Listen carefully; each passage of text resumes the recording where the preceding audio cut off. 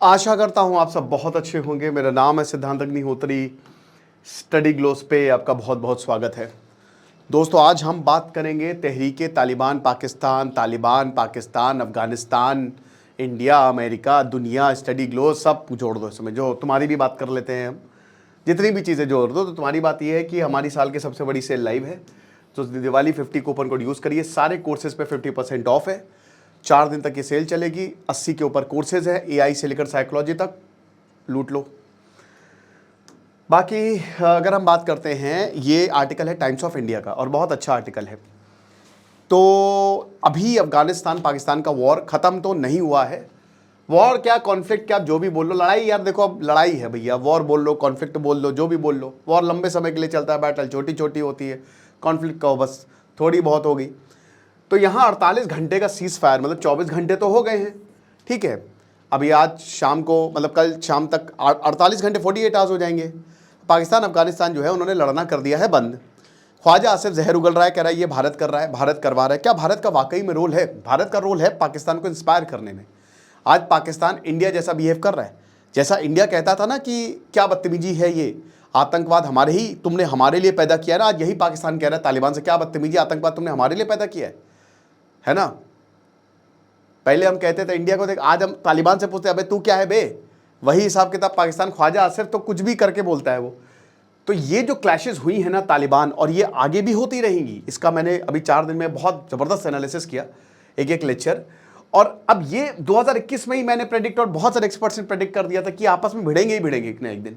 ये नामुमकिन है कि ना भिड़े, है ना। और अब ये जो है, ये तालिबान, ये पाकिस्तान के सबसे बड़ी प्रॉब्लम बन चुका है।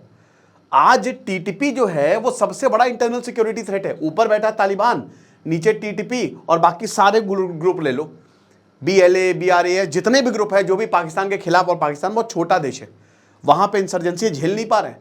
ऊपर से पीओके में प्रोटेस्ट हो रहा है। आज पाकिस्तान सबसे कमजोर स्थिति में है। 1971, 1965 बहुत अच्छा मौका था पीओके लेने का, लेकिन आज भी पीओके लेने का बहुत ही बढ़िया मौका है, क्योंकि तहरीके तालिबान हमारे साथ खड़ा हुआ है, अगर आप उस सेंस में देखो तो। हालांकि टीटीपी और डेंजरस है, बहुत कट्टर लोग हैं, बहुत ही अत्यंत डेंजरस। अफगान लोग इतने प्यारे हैं। कल मैं एक व्लॉग देख रहा था, भाई पैसे ही नहीं ले रहा इंडियन से इतने बढ़िया है, इतने अच्छे लोग हैं। कई बार बहुत दुख होता है, ईरान आप चले जाइए, सीरिया आप चले जाइए, वहाँ के लोग इतने अच्छे हैं, इतने वेलकमिंग हैं। मतलब वही बात है कि वो आपको घर बैठा के घर में ले जाएंगे। अगर पता चल गया भारतीय, वो घर में बैठा के खाना खिलाएंगे। और यही यूरोप और अमेरिका चले जाइए, एक बॉटल के 250 रुपये लगते हैं, और ऊपर से रूडली इतना बात करेंगे कि क्या बताएं। ये हिसाब किताब है। वहाँ पे दिल नहीं है, लेकिन यहाँ पे दिल कितना बड़ा है आप देखिए। ये पीपल टू पीपल कॉन्टैक्ट जो इंडिया ने बनाया है। अब तालिबान ने तबाही मचा डाली, पाकिस्तान के आउटपोस्ट को कैप्चर किया, उनके टैंक को कैप्चर करके पूरी गलियों में ले गए, जैसे लग रहा है स्कूटी चला रहे हैं। उसके बाद बंदूक पे उन्होंने, जाहिर सी बात है, ये मैंने कल भी बोला था कि पाकिस्तान के सोल्जर्स जो हैं वो तालिबान के कब्जे में हैं, तो नंगा करके उनके पतलूने जो हैं वो कहीं टैंक पे लटका दिया, कहीं पोल पे लटका दिया, कहीं बंदूक पे लहरा रहे हैं। ये हिसाब किताब, ये जितने भी चित्राल हो गया, दीर हो गया, बाजौर हो गया, कुर्रम हो गया, ये खैबर पख्तूनवा में डिस्ट्रिक्ट आते हैं, फिर अंगूर अट्टा, बाराम, ये सब, ये सहाँ पे क्लैशेज हुए हैं। एक्चुअली क्या हुआ ना कि पाकिस्तान ने, ये स्ट्रैटेजी क्या रही है कि पाकिस्तान ने जाके स्ट्राइक कर दी, काबुल में स्ट्राइक कर दी, ठीक है। पाकिस्तान को लगा कि कोई क्या उखाड़ लेगा, लेकिन प्रॉब्लम भाई टीटीपी के एग्जैक्ट लोकेशन पे करो। टीटीपी कहाँ है पता ही नहीं। ये बच्चे मार रहे हैं वहाँ पे जाके, औरतों को मार रहे हैं, मतलब महिलाओं को मार रहे हैं। और औरत वैसे बहुत ही गलत शब्द है, वैसे आप बता दूं, मैं भी बोलता हूँ, लेकिन मुझे अभी हाल ही में पता चला कि औरत का मतलब जो होता है ना बहुत ही गड़बड़ होता है। तो आप जब भी बात करें तो महिला बोले, है ना। तो वही बात है कि अफगानिस्तान पाकिस्तान की जो बॉर्डर क्लैशेज हैं, है ना, ये इतने बढ़ गए कि अफगानिस्तान ने ना एकदम से अटैक किया। पाकिस्तान मस्त, ये लोग चाय पी रहे होंगे, मटन नोच रहे होंगे, जो भी, तो एकदम से जब अफगानिस्तान तालिबान ने अटैक किया ना, तो ये संभल नहीं पाए और उनकी एक के बाद एक आउटपोस्ट को कैप्चर कर लिया। अब देखिए, अफगानिस्तान ने कहा है कि भैया हमने 58 सोल्जर्स मार दिए, सबूत दिए इन्होंने बाकायदा, इन्होंने टीवी पे मीडिया खूब चलाया। पाकिस्तान कहता है कि हमने 200 सोल्जर्स मारे, एक भी सबूत नहीं दिया। जो पाकिस्तानी हमेशा कहते हैं, एक भी, नॉट अ सिंगल एविडेंस। अब सबसे बड़ी बात, यही टीटीपी मेन रीजन है। 2007 में जब ये बना टीटीपी, तो इसने एक ही इसका मकसद था, ज़्यादा से सब तो अलकायदा में आ गए, है ना। भाई देखो, तालिबान और अलकायदा ये दो बहुत बड़े प्लेयर थे, बाकी तो जो और भी ग्रुप्स थे, लेकिन ये इनका स्टेक बहुत बड़ा था। अब अलकायदा के जितने भी, क्योंकि जैसे ही अमेरिका घुसा अफगानिस्तान में, अलकायदा को मारना शुरू कर दिया, तो उसने टीटीपी बना लिया।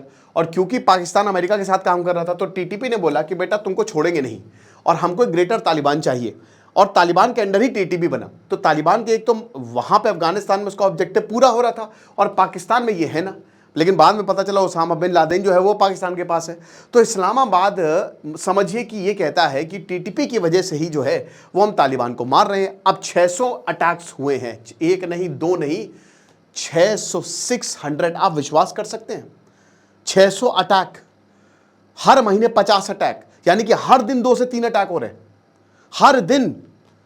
इतना मारा है, समझ लीजिए कि पाकिस्तानी फोर्सेस टूट चुकी हैं, उनको समझ ही नहीं आ रहा क्या करना है। और सिक्योरिटी पर्सनल जो है 2500 से ज्यादा, ये ऑफिशियल है, अनऑफिशियल तो पता नहीं कितने। अब ये कहते हैं कि तालिबान जो है वो बीएलओ को संरक्षण देता है, बिल्कुल सही बात है, आईएसकेपी को देता है। अभी इन्होंने अलकायदा, आईएसकेपी, आईएसआई दोनों को साथ में ला रही है, ये खुद ही ये काम कर रहा है। आईएसआई और मिलिट्री ने पूरे पाकिस्तान को बर्बाद कर दिया है, समझ लो। ये कई बार हम बता चुके 2007 में बना और किस तरीके से ये सब कुछ हुआ। और सबसे खतरनाक अटैक इनका था जब इन्होंने स्कूल पे हमला कर दिया था, 100 से ज्यादा बच्चे मार दिए थे टीटीपी ने, राइट। अब पाकिस्तान कह रहा है कि हमारा जीरो टॉलरेंस है, यही इंडिया कहता है भाई, यही इंडिया कहता है। अब इनको समझ में आ रहा है, अब इनको समझ में आ रहा है ना कि भाई हमने कितनी बड़ी गलती कर दी, हमने इन सांपों को पाला, अब ये सांप हमको डसेंगे, ठीक है भाई। पाकिस्तान एक नया नॉर्मल सेट कर रहा है, डायरेक्ट रिटेलिएशन की, भाई बॉर्डर के उस पार जाओ, क्योंकि भाई अफगानिस्तान के पास कोई एयरफोर्स तो है नहीं, तालिबान के पास अभी नया नया आया है, तो उनको लग रहा है कि कहीं पे भी मार दो तो काम हो जाएगा। लेकिन ऐसा नहीं है। एनालिस्ट जो है वो यही बोलते हैं कि भैया ये जो हो रहा है ना, ये बहुत ही डेंजरस हो जाएगा और ये बैकफायर कर जाएगा, जो कि कर रहा है। देखिए हक्कानी नेटवर्क भी पाकिस्तान का बनाया हुआ है ना। हक्कानी नेटवर्क क्या है, इसकी कहानी कि क्या हुआ कि जब देवबंदी इस्लाम से इसका कनेक्शन है। जब देवबंदी इस्लाम आया, देवबंदी इस्लाम 1850, 60, 70, वो ये कहता है कि भैया हमको रिफॉर्म की ज़रूरत है। लेकिन वो कहता है कि अगर इस्लाम को रिफॉर्म की ज़रूरत है तो हम अपने हिसाब से करेंगे, हम अंग्रेज़ों के पद चिन्हों पर नहीं चलेंगे। एक्चुअली सर सैयद अहमद खान या बाकी जितने भी मुस्लिम रिफॉर्मर या इनफैक्ट मुस्लिम लीग या मोहम्मद अली जिन्ना, ये जितने भी लोग आए हैं, इन सब ने एक चीज़ बोली है कि अंग्रेज़ों के तलवे चाटो, ठीक है, अंग्रेज़ों के पास जाओ, वो हमारा कल्याण करेंगे, ठीक है। सर सैयद अहमद खान का ये कहना था कि भाई आपको अगर रिफॉर्म करना है, ठीक है, तो वो मुस्लिम लीग से उनका जाहिर सी बात, उनका नज़रिया बहुत ज़्यादा अलग था। लेकिन उनका यही कहना था कि भाई अगर आपको महान बनना है, अगर आपको बढ़िया बनना है, तो आपको रिफॉर्मेशन लाना पड़ेगा। लेकिन यहाँ पे देवबंदी जो बना 1860-70 में, वो एक मूवमेंट की तरह बना। और सहारनपुर में वो उसने कहा कि भाई आपको अपने अंदर झांकना होगा, ठीक है, आप देखिए, आप छोड़िए, मतलब हमारी समाज में क्या प्रॉब्लम्स है आपको उसी को ही देखना पड़ेगा। फिर वो आगे बढ़ता है। उसके बाद जब भारत आज़ाद हुआ तो एक देवबंदी जो है वो यहाँ पे शुरू हो गया पाकिस्तान में। अब प्रॉब्लम ये हुई कि भाई पाकिस्तान में जो शुरू हुआ, जैसे भारत में तो काफ़ी लंबे समय तक चल रहा था, लेकिन पाकिस्तान का डायरेक्शन लेस था। तो यहाँ पे जब पाकिस्तान भाई सोवियत घुसता है तो उनको डायरेक्शन मिल गया। अब उन्होंने क्या किया ना कि वहाँ पे उन्होंने वहाबी ये मूवमेंट जो है वो शुरू कर दिया, ये ज़्यादा कट्टर है।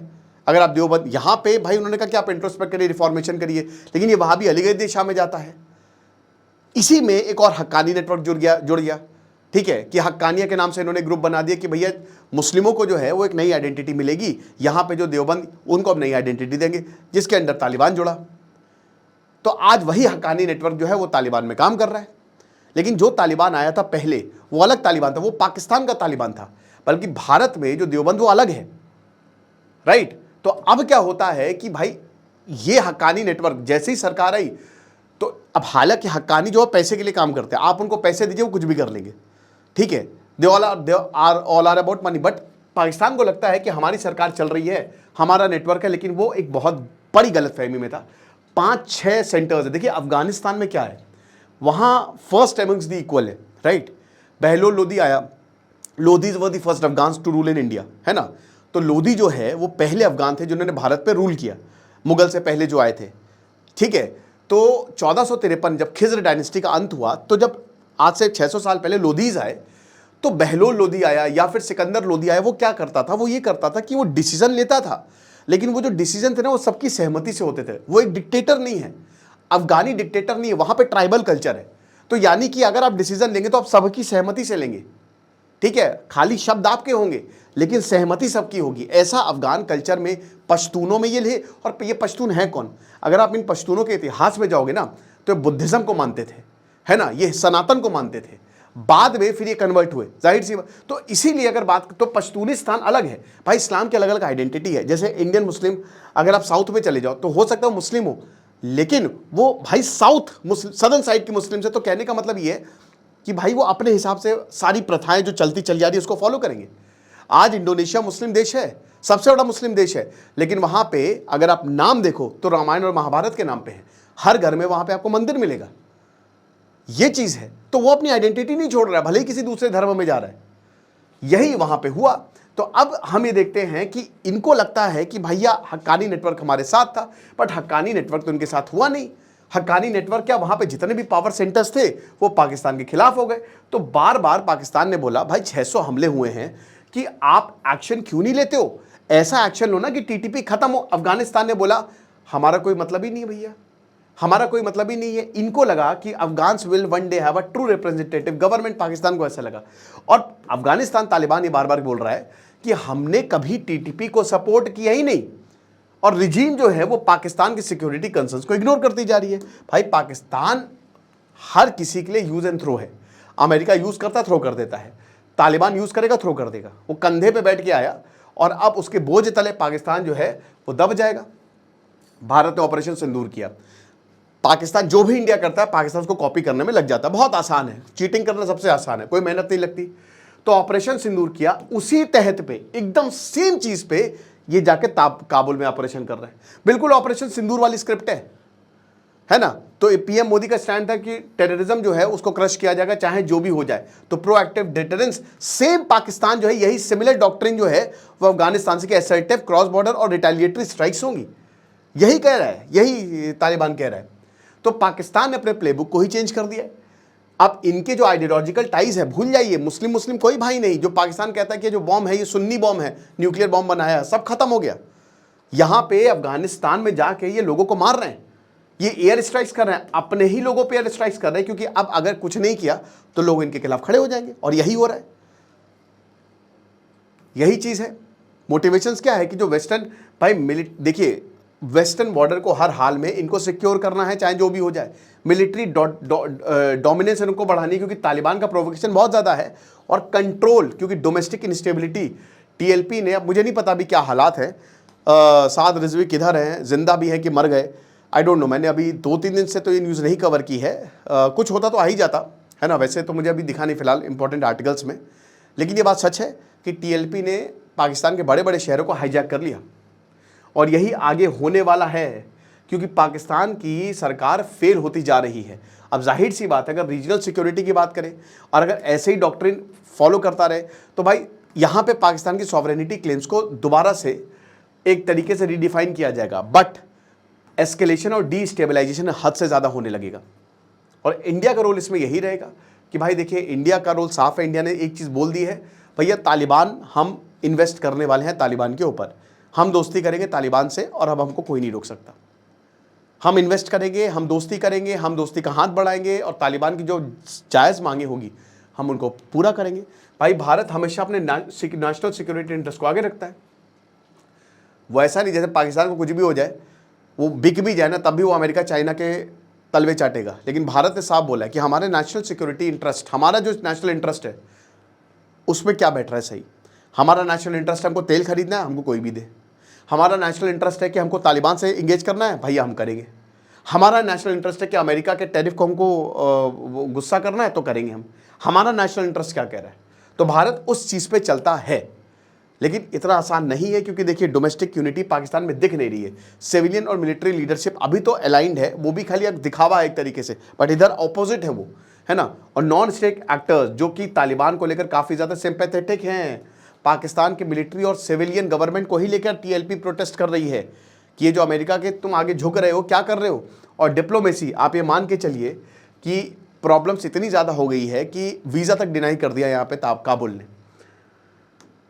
यही चीज़ है। और जो पाकिस्तान कह रहे हैं कि RNAW, तो मैंने बताया ना कि अगर छींक भी लोग बीमार भी पड़ जाए ना तो भी बोलेंगे RNAW ने वायरस छोड़ा है। कोई सबूत नहीं है, नथिंग इज़ देयर, कोई कॉन्क्रीट एविडेंस नहीं, बस कुछ भी बोल रही है। आपको क्या लगता है मुझे कमेंट बॉक्स में बताइएगा। Thank you so much.